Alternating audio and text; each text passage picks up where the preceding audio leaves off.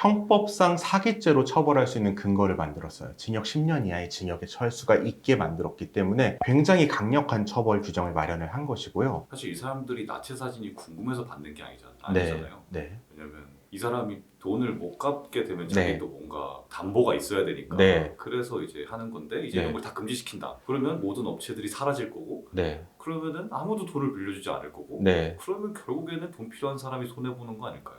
맞아요.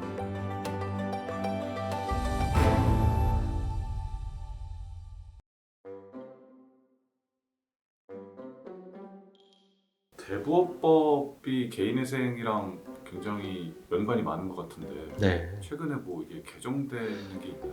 네, 최근에 개정이 됐어요. 그 배경이 뭔지부터 말씀을 드리고 싶은데, 최근에 대부업체 불법 사금융 피해가 너무 많았어요. 언론에도 많이 나왔는데, 뭐, 나체 사진을 보내라, 아니면은 지인 연락처를 보내라. 그러면은 너가 돈 못 갚았을 때 그 사진을 다 뿌리겠다. 지인에게 너가 돈을 못 갚은 사실을 다 알리겠다. 이런 식으로 해서 정말 연 2,400%의 이자를 받으면서 돈 놓고 돈 먹기죠. 그런 식으로 돈을 버는 불법 사금융이 너무 많아서 이번에 이 대부업법이 파격적으로 좀 개정이 되었습니다. 사실은 이런 문제가 발생한 배경은 합법적인 대부업체가 없어졌기 때문이에요. 이게 우리가 기억하는 뭐 러시앤캐시, 산화머니 이런 데가 일본 자본이 들어온 합법적인 대부업체였는데, 이들이 처음 들어올 때는 한국의 이자가 제한이 없었고 그 다음에 제한이 뭐 60%, 30% 이렇게 점점 낮아졌어요. 근데 이 이자 제한이 점점 낮아져서 20%까지 현재는 내려가니까 그 업체들이 한국의 사업을 줄이고 또 철수를 하게 되니까 사람들이 돈을 빌릴 데가 없잖아요. 그러니까 뭐 인터넷 검색을 한다든지 어디서 뭐 링크를 보고 들어가서 돈을 빌리는데, 그런 데는 등록도 안 된 규모가 작은 곳이고 법적 테두리를 벗어나 있다 보니까 많은 피해가 발생을 하게 된 거죠. 이것을 막기 위해서 개정된 대부업법에서는 좀 파격적으로 반사회적 대부 계약에 대해서는 원본과 이자를 다 무효로 한다라는 내용이 정해졌어요.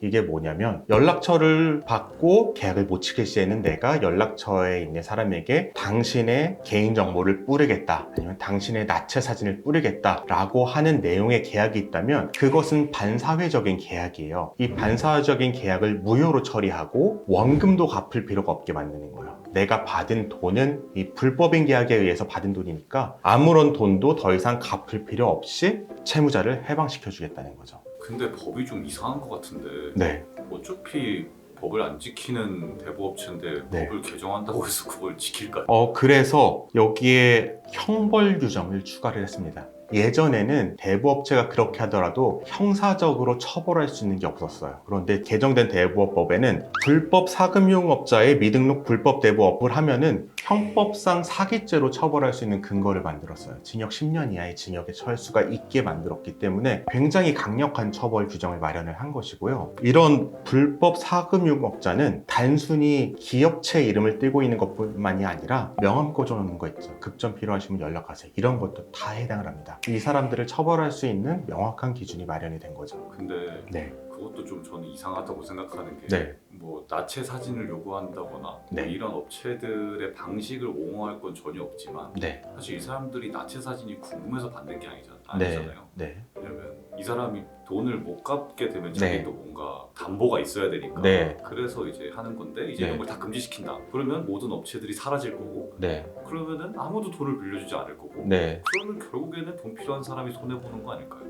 맞아요. 지금 기존의 정상적인 대부업체가 최고 이자율이 20%가 되니까 이익이 안 나서 철수한 것처럼, 이렇게 하면은 또 이 불법 대부업체들조차도 없어져서 서민들이 돈을 빌릴 창구가 더 없어질 수도 있어요. 그런데 이거는 이렇게 비교하는 문제죠. 지금은 이 불법 사금융의 피해가 너무 크다고 판단을 하니까, 실례로 어떻냐면은 50만 원을 빌리고 갚은 이자만 1,000만 원이 넘는데 아직 이자만 갖고 있는 거예요. 원금을 못 갚고. 왜냐하면은 이자부터 반드시 변제하도록 되어 있으니까. 이런 경우로 영원히 이 불법 대부업체한테 돈을 갚고 있는 사람들이 너무 많이 생기니까 이거를 일단 근절하려고 하는 것 같습니다. 제 생각에는 법정 최고 이자율을 높이는 방안이 가장 좋을 것 같아요. 너무 내려갔어요. 예전에 개인회생에 대해서 설명을 하다 보면은 우리가 개인회생 중에 빌릴 수 있는 돈, 좀 저리로 빌릴 수 있는 돈을 얘기할 때 15% 정도 되는 햇살론을 얘기를 했는데, 15%에 빌릴 거면은 대부업체에서 더 빨리 빌리면 되죠. 대부업체 20%인데 20% 이상 못 받는데요. 그 정도로 너무 낮아져서 이제 이제는 조금은 법정 최고 이자율을 높이고 지금 이런 불법 사채업자가 하는 다소 이제 협박을 하고 폭력적인 거는 근절하고 이런 방향으로 진행을 해야 될 것 같고, 지금 이런 걸 금지하는 것도 그런 방향성인 것 같은데 또 모르죠, 어떻게 진행이 될지는. 그러니까 사실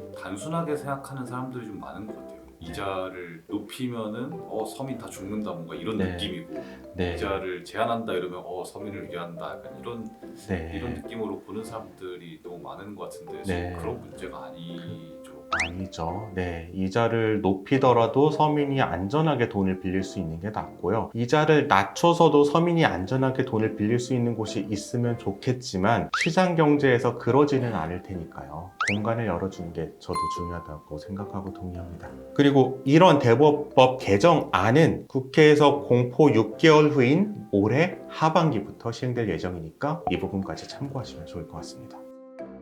영상 끝까지 시청해주시고 구독과 좋아요, 알림 설정, 댓글 부탁드립니다. 댓글 남겨주신 분께 추첨을 통해서 이 책을 보내드리고 있으니 자세한 참여 방법은 고정 댓글을 참고해주세요.